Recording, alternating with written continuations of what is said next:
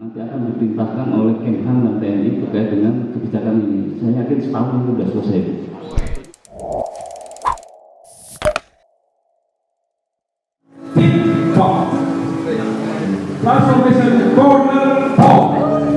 Assalamualaikum warahmatullahi wabarakatuh. Selamat sore, Bapak, ibunya satu, ibu silakan panitia di mayoritas Bapak. Ya, pada sesi kedua TikTok, sesi pertama udah bulan lalu. Topik kali ini tentang penilaian kompetensi PPK dan BPSPM. Jadi pada topik tersebut pada hari ini kami mengundang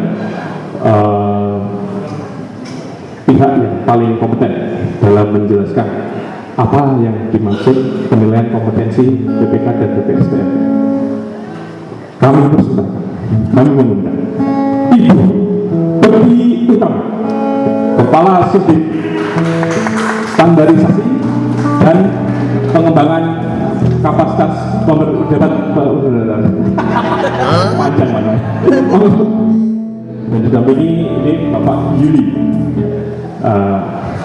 Untuk mempercepat waktu, mohon dijelaskan pada kami, Bu, apa urgensi dari kompetensi BPK BPSPM, penilaian hubungannya dan proses yang harus dilakukan. Monggo. Ya, terima kasih Mas Evi. Mas Evi sendiri perkenalkan diri ya. Iya. Izin Bapak sekalian, Assalamualaikum warahmatullahi wabarakatuh. Bapak Ibu hadirin yang kami hormati, izin sesuai dengan arahan Mas Evi tadi, kami di sini ingin berbincang-bincang ya, dan menyampaikan informasi satu regulasi yang memang baru, masih kalau dibilang masih fresh ya Mas Julia. Penetapan sih memang 30 Desember 2019 kemarin.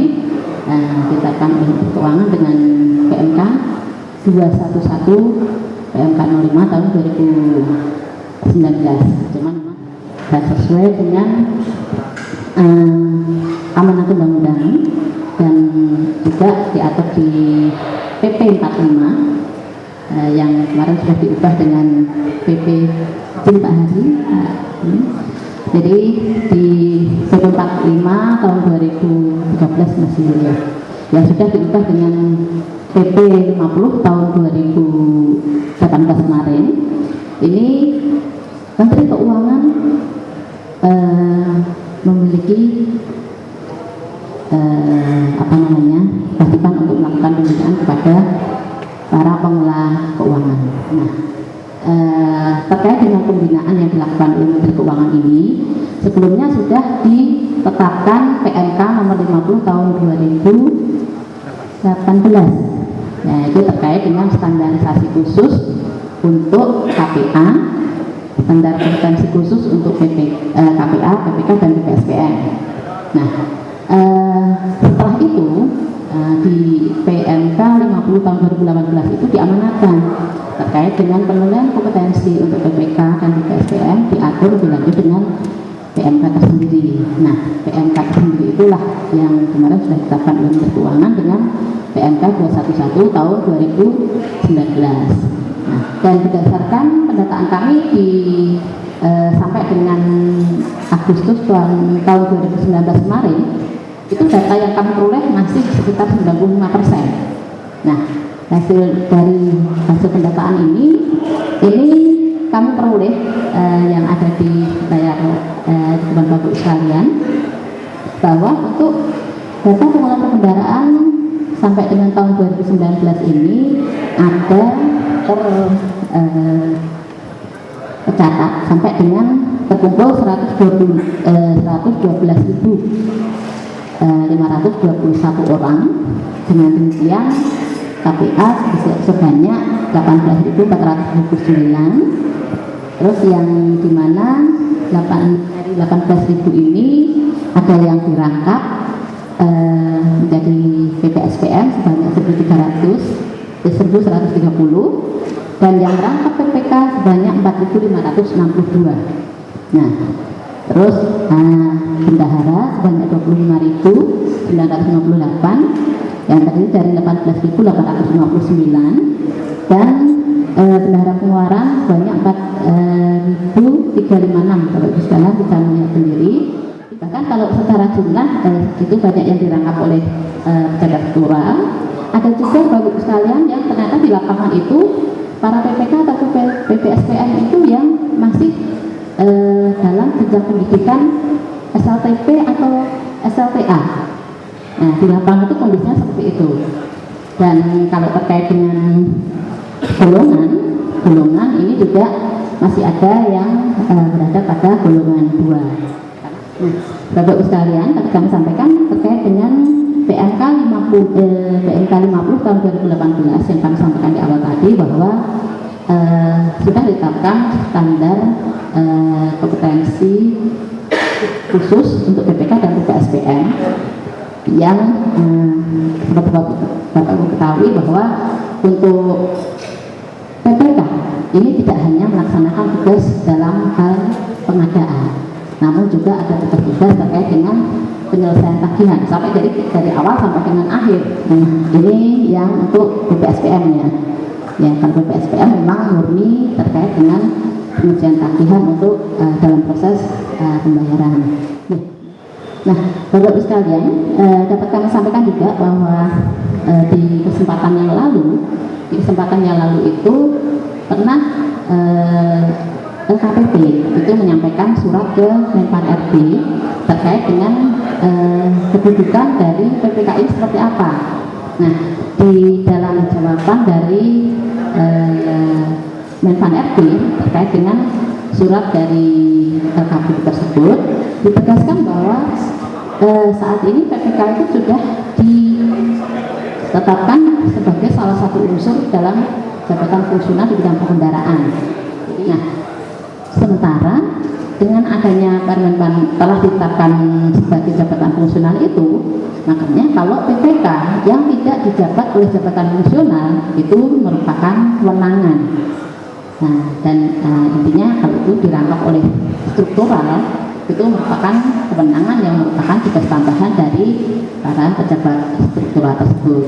Nah, sekarang langsung masuk ke substansi pengaturan di PMK 211.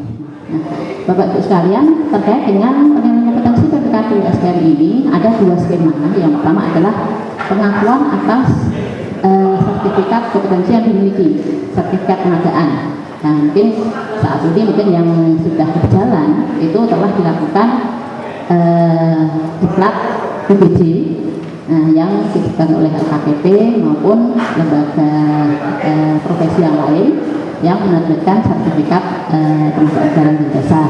Terus yang kedua mekanisme uji kompetensi. Jadi kalau untuk PPK itu nanti kita akui ada 2 mekanisme, pengakuan sertifikat dan yang kedua adalah uji kompetensi. Nah, untuk PPSPM, penilaian kompetensi PPSPM kita lakukan melalui uji kompetensi PPSPM. Bapak Ibu sekalian, terkait dengan persyaratan untuk penilaian kompetensi ini secara umum untuk penilaian kompetensi PPK dan PPSPM yang bisa mengikuti penilaian kompetensi ini adalah pertama bahwa ini adalah pegawai ASN, prajurit TNI atau anggota Kepolisian Negara RI. Nah, terus yang berikutnya pendidikan paling rendah di 3 atau sederajat. Terus untuk golongan pangkat minimal golongan 3A atau sederajat dan juga telah mengikuti pelatihan PPK atau pelatihan PPSPM.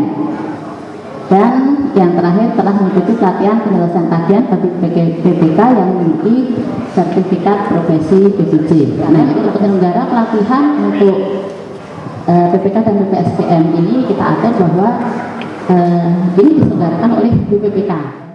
Namun untuk penyelenggaraan pelatihan ini Bapak Ibu sekalian juga bisa dilaksanakan oleh kementerian lembaga, juga mungkin dilaksanakan oleh penyelenggara pelatihan yang lain, yaitu lembaga tingkat KL yang terakreditasi oleh BPPK. Terus yang berikutnya terkait dengan substansi PMK penilaian ini juga mengatur terkait dengan penyelenggara penilaian kompetensi. Jadi PPK kalau bendahara bendahara kemarin untuk penyelenggaraan uji kompetensinya itu dilaksanakan oleh DSP yang menunjuk KPPN, terus BPPK, dan juga bisa Balai Diklat. Nah, ini sama Bapak Ibu sekalian. Jadi untuk penilaian kompetensi PPK dan PPSDM ini juga kita laksanakan seperti yang dilaksanakan di sertifikasi bendahara. Sertifikat kompetensi, Bapak Ibu sekalian, terkait dengan sertifikat kompetensi, kalau untuk yang kemarin bendahara itu kita mengkategorikan bendahara yang memiliki sertifikat kompetensi itu memperoleh gelar BNT. Jadi untuk yang PPK ini sertifikat kompetensinya nanti kita akan diberikan dengan sebutan PNT. Nah, terus yang untuk PPSPM nanti SRT untuk sertifikat kompetensi yang dimiliki. Oke. Terus di pengaturan yang berikutnya di substansi PMK 211 ini Bapak sekalian, ini yang terakhir kita atur mengenai ketentuan peralihan. Jadi dalam peraturan peralihan kita mengatur beberapa kondisi. Yang pertama bahwa untuk dalam jangka waktu 6 tahun terhitung sejak peraturan ini berlaku. Jadi masa transisinya ditetapkan selama 6 tahun. Jadi terus yang kedua bahwa pegawai ASN, prajurit TNI ataupun anggota Polri yang diangkat PPK atau PPSPM paling singkat 2 tahun secara kumulatif yang memiliki pendidikan SLTA atau sederajat dan golongan minimal 2A itu bisa mengikuti penilaian kompetensi PPK dan PPSPM ini. Nah, ini untuk mengakomodir para PPK dan PPSPM yang saat ini telah melaksanakan tugas dan ditunjuk oleh pimpinan untuk melaksanakan tugas sebagai PPK dan PPSPM ini. Nah, bagaimana mekanisme penilaian kompetensinya? Nah, yang pertama adalah apakah yang bersangkutan itu memiliki sertifikat PPK yang diakui. Nah, dalam hal yang bersangkutan telah memiliki sertifikat PPK yang diakui, itu nanti bisa langsung dilakukan konversi untuk memperoleh sertifikat PPK. Nah, kalau dalam hal ternyata yang bersangkutan tidak memiliki sertifikat PPK yang diakui, nah ini ditanyakan lagi apakah yang bersangkutan memiliki sertifikat kompetensi pengadaan barang jasa. Nah, kalau ternyata yang bersangkutan itu memiliki sertifikat tersebut, nah ini ada dua ini lagi. Nah, yang pertama, kalau dia merupakan pejabat struktural, nah dia bisa langsung dikonversi. Nah, nanti dalam hal ternyata yang bersangkutan tidak atau bukan pejabat struktural, kalau yang ternyata PPK ini adalah berasal dari pelaksana dan dia memiliki sertifikat pelatihan, dia nanti akan dipilah lagi apakah yang bersangkutan telah menjabat selama lebih dari 2 tahun. Oke, kalau yang bersangkutan telah menjabat 2 tahun, nah ini dia bisa langsung dilakukan konversi. Nah, dalam hal ternyata yang bersangkutan merupakan PPK baru. Nah, PPK baru ini kita inginnya juga tetap ada peningkatan kompetensi dari yang bersangkutan karena dia masih menjabat kurang dari 2 tahun melalui penyegaran dulu, baru dia bisa langsung dikonversi untuk memperoleh sertifikat PPK. Yang berikutnya, kalau ternyata si PPK ini tidak memiliki sertifikat pelatihan PPK dan juga tidak memiliki sertifikat pelatihan profesi PBJ. Dalam hal kondisi tersebut yang ada saat ini tidak memiliki sertifikat PPK, tidak memiliki sertifikat kompetensi PBJ, sudah ditanya lagi apakah yang bersangkutan menjabat. Nah, kalau dia merupakan pejabat struktural, itu nanti diperlukan satu refreshment. Ya. Setelah dilakukan refreshment itu baru bisa dilakukan konversi. Ya. Nah, dalam hal ternyata tidak memiliki sertifikat pelatihan PPK, terus tidak juga memiliki sertifikat profesi PBJ, dan dia bukan juga pejabat struktural, maka ini akan dipilah lagi dalam hal yang bersangkutan menjabat lebih dari 2 tahun. Oke, dia bisa mengikuti refreshment aja, refreshment terus langsung uji kompetensi. Itu langsung kalau dalam hal lulus dia langsung memperoleh sertifikat. Nah, sementara kalau setelah mengikuti refreshment dia tidak lulus, dia diberi kesempatan untuk uji kompetensi ulang sampai 2 kali. Mungkin prosesnya sama juga dengan bendahara. Nah, itu dalam hal ternyata 2 kali mengikuti ujian ulang nggak lulus juga, ya kita akan rekomendasikan untuk sertifikat tersebut tidak diangkat.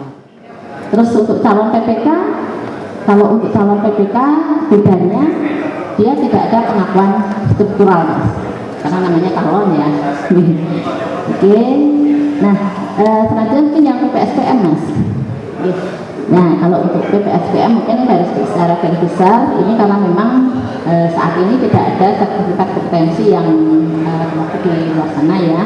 Ini mungkin pengakuan atas sertifikat itu hanya sertifikat pelatihan PPSPM yang diakui yang diterbitkan oleh BPPK langsung dikonversi.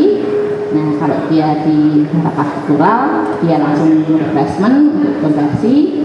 Karena waktu terbatas. Ini kesempatan sesi tanya jawab. Mohon nanti perkenan Bapak Ibu untuk yang bertanya untuk memperkenalkan diri. Monggo. Terima kasih atas kesempatannya. Kami dari KPPN Jakarta 5, nama saya Ridwan. Mungkin yang ingin saya tanyakan pertama bahwa Kepres 80 dengan Undang-Undang 17/2003 itu sebenarnya kalau saya artikan bahwa itu sebenarnya peraturan kembar, hingga artinya satu dari undang-undang itu jadi PMR, satu lagi jadi pejabat pengadaan. Jadi kalau PPK dengan dengan pejabat pengadaan itu kan bentuk kompromi bahwa syarat PPK harus mempunyai dari pejabat pengadaan. Menurut yang saya pahami gitu. Jadi karena di situ masih ada TMR, masih ada pejabat pengadaan, mungkin seusul agar mungkin itu digabung aja. Mungkin TMR tupoksinya ikut pejabat pengadaan atau sebaliknya gitu. Terus saya melihat bahwa teman-teman KPPN itu menurut saya itu layak untuk menjadi jakfung, artinya untuk mengetes istilah masakan dari teman-teman satker ini dari PPK, PPSP ini layak enggak untuk jadi eksekusi menjadi tagihan APBN. Ini adalah teman-teman FO, harusnya itu menjadi muara dari ibaratnya jakfung dari teman-teman satker itu, dan itu belum terpikirkan oleh organisasi. Yang kedua poinnya yaitu harus yang namanya pengantar SPM itu harus dilibatkan juga dalam satu rangkaian keseluruhan dari penyelesaian tagihan gitu. Jadi itu harus masuk juga gitu. Soalnya kalau cuma PPK, PPSPM terus KPPN dilupakan, kita cuma hanya ini. Jadi hulu hilirnya nggak tahu. Nah, terima kasih. Jadi yang pertama jabatan fungsional. Jadi itu mengarah kepada jabatan fungsional yang internal ya, Mas ya. Jadi kemarin memang mungkin terinfo ke teman-teman di KPPN jabatan fungsional yang itu ada PKPN dan APN ya. Nah, sementara sebenarnya kalau di regulasi Permenpan RB itu lebih kepada tidak menyebutkan nomenklatur DMR atau CSO. Nah, intinya sih sebenarnya kalau untuk yang di tingkat KPPN ataupun Kanwil itu adalah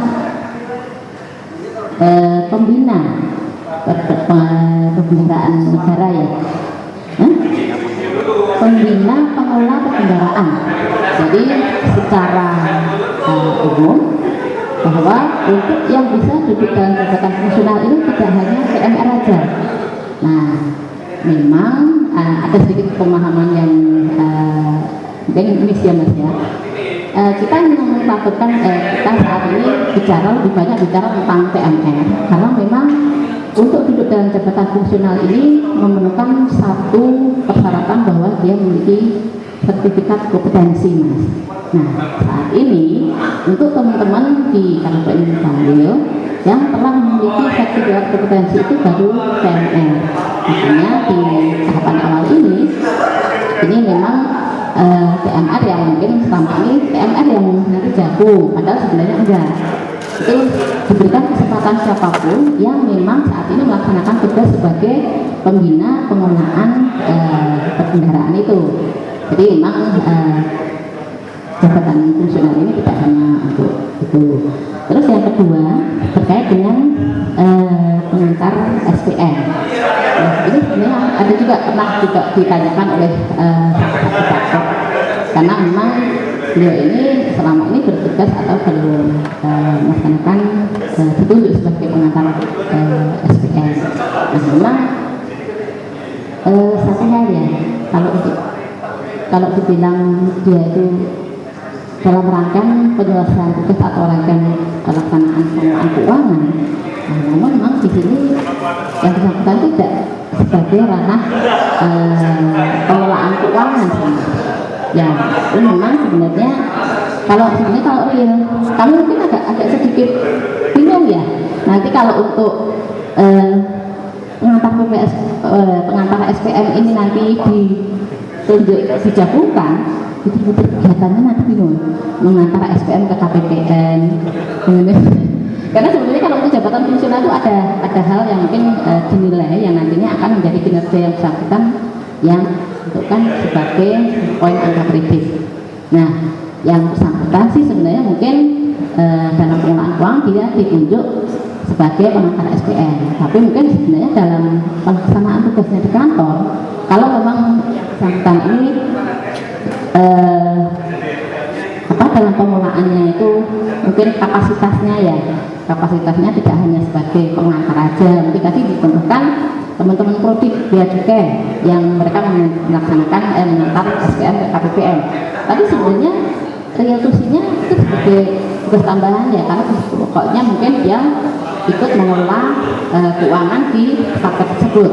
Nah, ini sebenarnya mereka itu bisa masuk dalam jabatan fungsional yang peranata keuangan APBN ataupun perangkat keuangan APBN, karena untuk peranata keuangan APBN ini dia tidak hanya dari PPK, bendahara maupun PPSPM, tapi juga kalau dia melaksanakan tugas mungkin ditunjuk untuk menyelesaikan fungsional laporan keuangan ataupun dia mengelola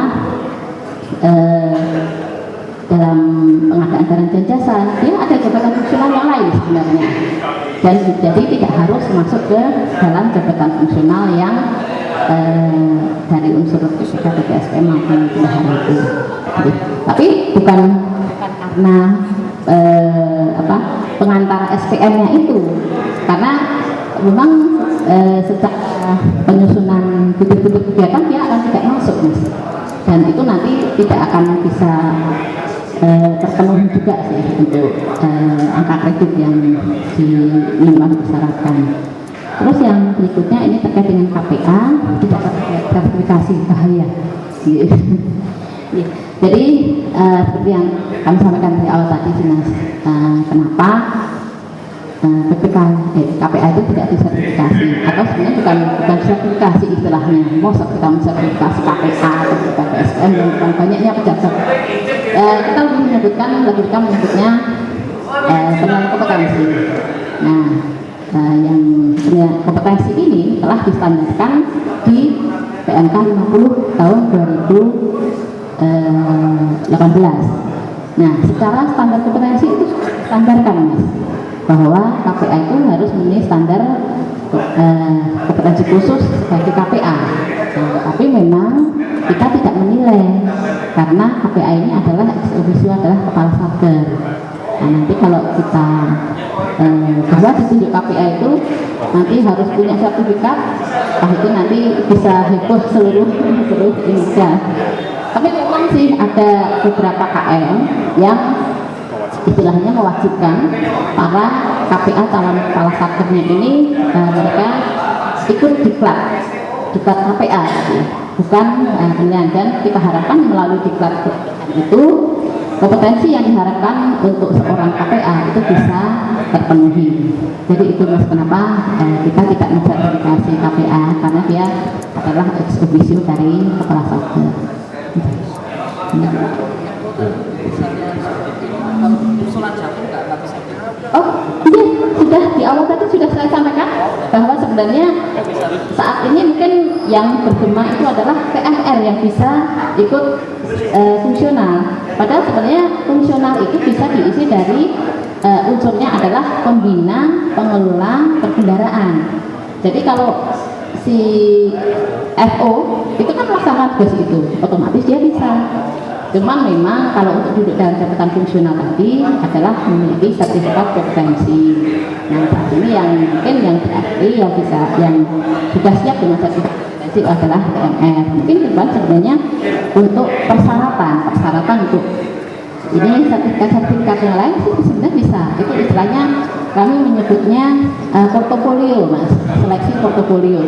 Dan memang untuk seleksi di masing-masing ini memang portofolio itu tidak hanya sertifikat PMR, tapi barangkali teman-teman FO itu punya ini, ya itulah yang bisa diikutkan. Jadi mungkin nanti bijakan dari SDC. Jadi ada beberapa pertanyaan yang perlu saya sampaikan. Pertama, masing-masing kementerian udah banter masing-masing kementerian lembaga kan mempunyai karakteristik masing-masing. Contohnya kayak di Kementerian Agama, direktur itu adalah ex officio daripada BPK. Ya, ini bagaimana nanti prosesnya. Tetapi ada juga, ini mungkin lebih maju dari kita ya di dalam aturan ini. Contohnya di Kementerian Perhubungan, ya, dalam artian PPK itu dibebaskan dari jabatan yang lainnya atau jabatan strukturalnya, ya, benar-benar didedikasikan untuk sebagai PPK. Cuma sayangnya adalah PPK yang dimaksud di sini baru tidak memahami PPK secara keseluruhan, tapi PPK artinya cuma dia bertanggung jawab terhadap pengadaan barang dan jasa. Ini harus kita atur atau bagaimana ini menjelaskan hal ini. Nah, ini pertanyaan tambahan sih. Pertanyaannya adalah, ini kan masa sertifikasi bendahara ini kan sekarang di KPPN sudah selesai. Pertanyaannya, kalau ada yang sudah didiklatkan tetapi belum dikonversi belum mengajukan konversi menjadi BNT, masih kemana dia harus melakukan konversi terhadap BNT ini? Itu saya kira, Mbak Bukti.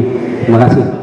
Terima kasih Pak Fauzi. Jadi terkait pertanyaan yang pertama tadi perlu dipikirkan bagaimana pelaksanaan sertifikasi ini yang memang untuk karakteristik khusus di KL.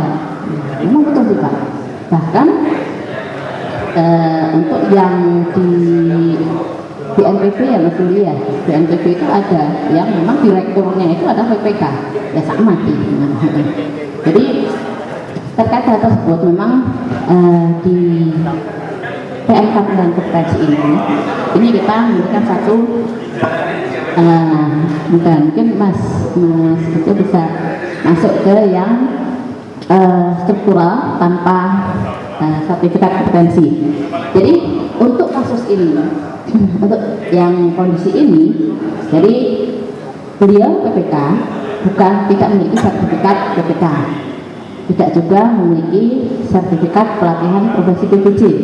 Nah, namun beliau adalah pejabat struktural. Nah, dalam menyangkut kompetensi PPK ini kita untuk pejabat struktural ini dia hanya membutuhkan sebenarnya penyegaran PPK, Pak. Penyegaran PPK, di mana penyegaran PPK itu diberikan materi terkait pengadaan barang dan jasa dan juga penyelesaian tagihan. Nah, secara teorinya seperti itu. Nah, tapi kalau realnya Pak, PPK ini benar-benar melaksanakan tugasnya real sebagai PPK enggak? Betul kan? Bisa jawab. Mungkin teman-teman di sini sudah tahu kayaknya. Mbaknya senyum. Tapi memang realnya kondisinya di lapangan seperti itu. Dan untuk mengakomodir hal-hal tersebut, itulah kenapa untuk yang para pejabat struktural ini kita semacam dikeluarkan sih, tetap mengikuti proses penilaian kompetensi, tapi dengan mekanisme yang berbeda. Ya. Dan mungkin sedikit flashback ke belakang, kenapa penilaian kompetensi ini menjadi satu hal yang urgent juga, karena memang itu di kesempatan yang lalu itu kalau telah di rapat Menko terkait dengan pelaksanaan anggaran. Nah, kalau pelaksanaan anggaran itu jelek, jeblok, itu siapa yang bertanggung jawab? Nah, tanggung jawab ya semua mengarah kepada ya Menteri Keuangan. Nah, itulah kenapa kita hapus lagi untuk penilaian kompetensi para pengelola perbendaharaan ini selain melaksanakan tugas Menteri Keuangan sebagai pembina para pengelola perbendaharaan ini. Nah, itulah latar belakang, salah satu latar belakang kenapa penilaian kompetensi ini juga diperlukan. Nah, dalam hal dan arahnya itu juga para pengelola keuangan ini nanti bisa dijabat oleh para pejabat struktural yang mungkin bisa fokus untuk melaksanakan tugas tersebut. Ya, kemarin juga sempat ada ngobrol dengan teman-teman, loh kenapa sih itu harus difungsionalkan? Kan selama ini PPK, PPSPM itu dilaksanakan tugas struktural nggak ada masalah, fine-fine aja, nggak berjalan sesuai normalnya. Ya, katanya, tapi realnya ada siapa nih? Stafnya kan. Nah, kita harapkan dengan PPSPM ini bisa didapat oleh para pejabat fungsional, itu pengelolaan keuangan bisa lebih baik, bisa lebih fokus dalam pelaksanaan tugas tersebut. Terus yang kedua tadi terkait dengan konversi, konversi yang bendahara nih Pak. Jadi di Perpres 7 tahun 2016 itu sudah diatur jelas bahwa masa peralihan, nah di pasal peralihan itu tahun, di masa peralihan itu diberikan kemudahan, bahkan yang menjabat pun bisa langsung jual sertifikat, kepemilikan sertifikat itu juga diakui. Nah, itu yang disayangkan, kenapa kemudahan itu tidak dimanfaatkan. Nah, 4 tahun loh Pak ya. Bahkan memang sih di akhir-akhir kemarin nih Mbak Suli ya, di akhir periode sampai dengan tanggal 20 Januari kemarin itu di kurun waktu tanggal 1 sampai tanggal 20 Pak, itu bendahara yang mengikuti ujian sertifikasi itu terdaftar sampai 3.700 Pak. Jadi memang bahwa kenapa sih ya, memang ya mungkin kalau dibilang last minute itu memang senangnya mepet-mepet di semua sisi, memang senangnya mepet itu. Jadi mohon maaf memang karena ini juga dipertes bahwa setelah masa peralihan untuk pemilikan sertifikat sertifikat bendahara itu harus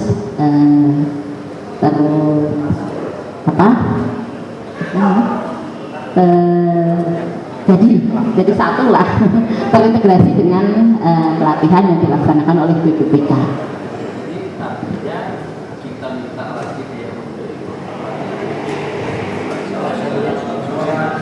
Iya, betul Pak. Iya. Ya, intinya nanti berhubungan dengan teman-teman BPK, atau mungkin kalau KL-nya ingin melaksanakan sendiri pelatihan ngantri di BPK lama, ya kita bisa melaksanakan sendiri dengan koordinasi dengan BPK.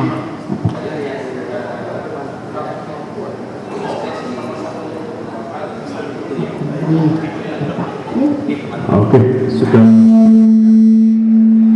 jam 5, tapi saya yakin masih ada pertanyaan. Diutamakan untuk yang non Kemenkiu, ada pertanyaan. Terima kasih Bu. Ada 2 pertanyaan. Yang pertama terkait tadi Bu menyinggung terkait jabatan fungsional, peranata keuangan dan analisis pengelola keuangan. Ya, kami sebenarnya sudah menerima surat dari Dirjen Perbendaharaan. Tapi yang menjadi gamang dari kepegawaian kami adalah ini apakah kita menunggu kuota atau kita yang mengajukan kuota? Itu yang pertama. Yang kedua, yang disebut dengan bersertifikat pelatihan atau profesi BPJ, apa yang selama ini kita kenal dengan sertifikat pengadaan barang jasa Kalau memang struktural hanya konversi saja, bagaimana kita mengajukan konversi ini? Itu Bu, terima kasih. Jadi proses untuk implementasi jabatan fungsional ini memang awalnya adalah diawali dengan penyusunan formasi jabatan.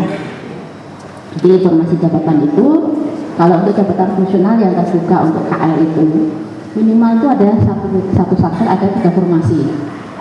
Formasi itu untuk PPK, PPSPM dan bendahara, itu adalah untuk memastikan proses check and balance terjadi. Nah itu terus kalau memang jumlah banyak sedikitnya itu memang tergantung dari karakter satker tersebut, karena memang ada itu yang kebutuhannya bisa lebih dari 1. Nah, tapi memang ada juga yang satker menunjuk PPK lebih dari 1 itu karena pemilahan, oh ini PPK perjalanan dinas, ini PPK ini. Nah, itu sebenarnya bukan itu harapan kami, karena memang PPK ini all out semua. Nah, jadi untuk PPK, terus yang setelah adanya formasi jabatan, jadi formasi jabatan ini lebih kepada kebutuhan untuk pengangkatan, Bapak. Nah, sementara kalau untuk saat ini yang kemarin sudah kami sampaikan pengumuman itu lebih pada proses seleksi, belum sampai pada pengangkatan. Cuma memang sebaiknya untuk proses seleksi ini bisa dilaksanakan tapi memperhitungkan dengan rencana kebutuhan yang akan disusun. Jadi tidak jadi sinkron lah. Nah, jadi memang untuk proses pengangkatan nanti harus sesuai dengan formasi jabatan yang ditetapkan oleh Menpan. Nah, terus kalau proses seleksi bisa aja dilaksanakan mulai sekarang, mungkin karena untuk bendahara yang dipastikan untuk satker itu kan minimal 3 sudah pasti. Nah, masalah setelah dilakukan seleksi ditetapkan, terus nanti dari KL mengusulkan rekomendasi pengangkat instansi pembina. Setelah ditetapkan, rekomendasi pengangkatan ini juga berlaku 2 tahun, Bapak. Jadi kalau memang ternyata nanti di prosesnya setelah turun rekomendasi pengangkatan ternyata kuotanya dari Menpan belum turun, yaitu nanti berlaku sampai 2 tahun ke depan. Nah, tapi untuk pengangkatan memang harus memperhatikan dari formasi jabatan yang ditetapkan oleh Menpan. Dan untuk formasi jabatan ini pun juga kita susunnya kan sampai 5 tahun ke depan, Bapak. Jadi untuk proses pengangkatan itu bisa meskipun 5 tahun, tapi secara misalnya dalam 5 tahun ke depan itu untuk pengangkatan Jakpung itu 570. Nah, di tahun pertama mungkin kemarin disusunnya 570 ya, saat kerja 500.000 satu, Pak ya. Jadi mungkin 1.500 lah, 500. Jadi mungkin di tahun pertama ini bendahara dulu, karena secara sertifikat kompetensi ini bendahara yang sudah siap, Pak. Nah, karena untuk PPK 12 kan kepemilikan sertifikat kompetensi kan belum ada, nih. Nah, kecuali memang yang bersangkutan sudah pernah mengikuti ini, memiliki sertifikat PPK. Jadi bisa langsung konversi, bisa langsung ikut jabatan nasional. Nah, itu yang pertama pasti yang dipastikan adalah bendahara itu sudah siap karena mereka memiliki sertifikat kompetensi. Terus itu yang pertanyaan pertama. Terus yang kedua itu terkait dengan perbedaan sertifikat diklat dan ini profesi. Jadi kalau untuk sertifikat diklat itu memang yang saat ini dilaksanakan oleh LKPP, Pak. Jadi sertifikat itu kita akui sebagai sertifikat pengadaan barang dan jasa, dan memang kalau sertifikat profesi ini sebenarnya kan ada lembaga-lembaga profesi bahwa ini yang melaksanakan sertifikat mungkin bersama dengan LKPP atau mungkin diakreditasi oleh LKPP. Nah itu sertifikat itu kita akui sebagai sertifikat bukan sertifikat PPK ya, tapi lebih kepada sertifikat BPJ. Nah, karena untuk lembaga-lembaga tersebut hanya memberikan dekat terkait dengan pengadaan barang dan jasa, ya otomatis masih ada satu hal yang perlu dipastikan bahwa yang bersangkutan memiliki itu, yaitu kompetensi untuk menyelesaikan tagihannya. Karena sebenarnya kalau orang memiliki sertifikat BPJ itu bahkan pada saat praktek tuh kadang hanya tahu teori tanpa tahu praktek, ya sama aja sih. Banyak juga yang kondisinya seperti itu, apalagi yang masalah penyelesaian tagihan itu kalau belum pernah dites itu ya nggak tahu sama sekali, Pak. Itulah yang saya maksud dengan sertifikat PBJ atau sertifikat profesi. Cara konversi gimana? Konversi pejabat. Oh iya, kalau konversi itu, oh iya, kalau untuk penilaian kompetensinya Bapak, jadi kalau yang bersangkutan beliau itu adalah pejabat kultural dan memiliki sertifikat PBJ, itu bisa langsung dikonversi karena KPPN. Jadi nanti kami aturan terkait dengan kompetensi BPK dan BPSPM ini mengatur juga dari sertifikasi kendara Bapak, karena memang satu ini kan Indonesia tidak mungkin semua ke sini, dan itu nanti bisa dilaksanakan oleh bisa melalui KPPN, terus juga bisa di BPPK, bisa berdekat apa yang ditunjuk, dan nanti mungkin bisa dengan KL kerjasama dengan DSP atau dengan BPPK. Nah, terus di tentang kompetensi BPK BPSPM ini juga kami fasilitasi dengan satu aplikasi, Pak. Aplikasi penilaian kompetensi ya. Nah, kemarin memang namanya si Mas Klaten. Jadi kami belum menyampaikan secara resmi. Yang pasti untuk penilaian kompetensi BPK BPSPM ini memang kita fasilitasi dengan satu aplikasi yang saat ini untuk asing sih konversi ya Mas, konversi sudah bisa dilakukan, cuman memang masih dalam pengembangan berkelanjutan. Nah, itu mungkin yang jawaban dari kepemilikan sertifikat. Ya, terima kasih Mas. Kayak sepertinya menarik, ada pertanyaan lagi. Satu terakhir ya, Pak Wisnu, soalnya ada jam 5 khawatirnya udah pada mau ngejar kereta. Jadi, terima kasih Bapak Ibu.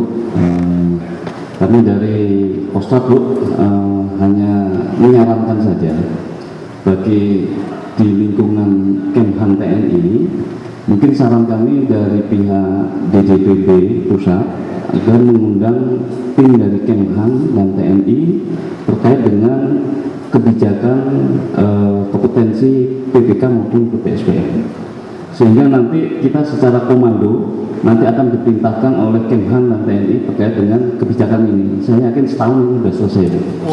Kalau misalkan dari komando memerintahkan kepada 3 matra ini. Demikian, terima kasih. Tidak Bapak, yang Bapenas BPS sudah langsung 1 tahun loh targetnya dari Sama kan ya, sama kan. Oke, alhamdulillah Bapak, terima kasih sekali. Jadi siap kami nanti akan juga agendakan terkait dengan hal tersebut, karena memang untuk yang PMI Polri ya, ini untuk sertifikasi kendaraan memang kemarin tidak termasuk yang ini Mas ya. Mungkin strategi itu yang kemarin tidak kami lakukan Mbak. Jadi untuk sertifikasi kendaraan kemarin juga masih banyak di tas ini juga. Terima kasih banyak Bapak masukannya. Ini kalau sekarang kan masih ada KPA yang ada PPK. Dalam perspektif DSP sekarang, kasus itu gimana? Treatmentnya, pembinaannya? Karena kadang-kadang kita susah juga mengganti orang itu karena nggak ada yang punya sertifikat itu ya. Terus yang kedua, kenapa pakai itu? Mas Yati?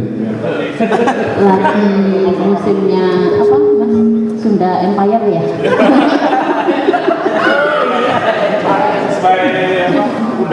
KPA merangkap PPK ini. Jadi karena memang sebenarnya PPK ini adalah melaksanakan tugas dari KPA.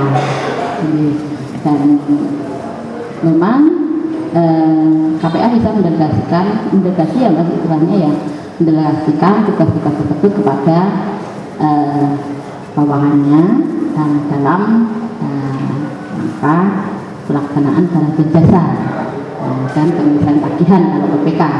Nah, memang dalam hal keterbatasan, ya idealnya sih sebenarnya itu didelegasikan ya, karena sebenarnya kalau KPA atau kepala salter yang sebenarnya lebih kepada manajerial, itu tidak sampai pada melaksanakan tugas-tugas yang teknis sebenarnya. Nah, itu memang saat ini mungkin dengan keterbatasan karena tidak ada yang memiliki sertifikat BPJ ya, karena salah satu persyaratan jadi ditunjuk menjadi BPK enggak harus memiliki sertifikat BPJ kemarin. Nah, kalau sekarang BPK, sertifikat BPK. Nah, itu memang banyak yang direkap oleh KPK. Nah, bahkan sebenarnya yang direkap oleh kepala struktural itu memang idealnya tidak direkap oleh struktural, karena memang menuju ke arah pengelolaan keuangan yang lebih baik.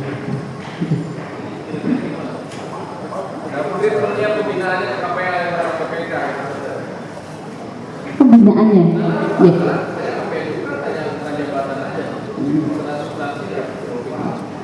Ini sebenarnya kalau untuk yang pembinaan terkait dengan KPA, PPK itu lebih kepada kita pastikan dia lebih kepada KPA-nya, karena dia ex officio dan terkait dengan PPK-nya ya karena ini tidak didelegasikan, bisa diartikan bahwa dia itu memang dilaksanakan KPA, dia tidak menunjuk PPK.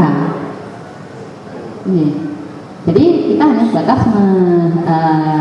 pembinaan Menteri Keuangan itu lebih kepada menstandarkan kompetensi dari KPA tersebut, mungkin melalui pelatihan, nah yang intinya mengarah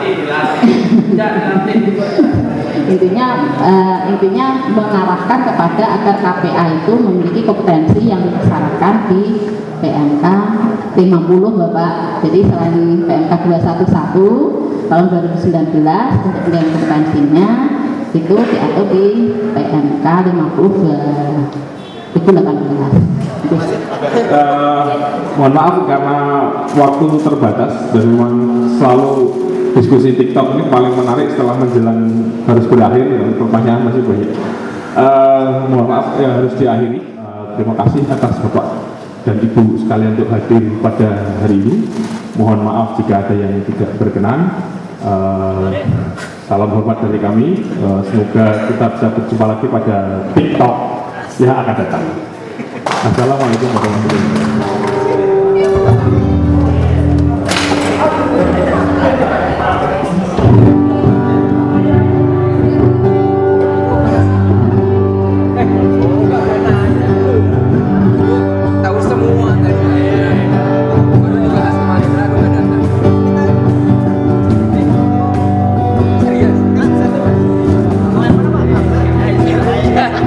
Saya nanya barusan.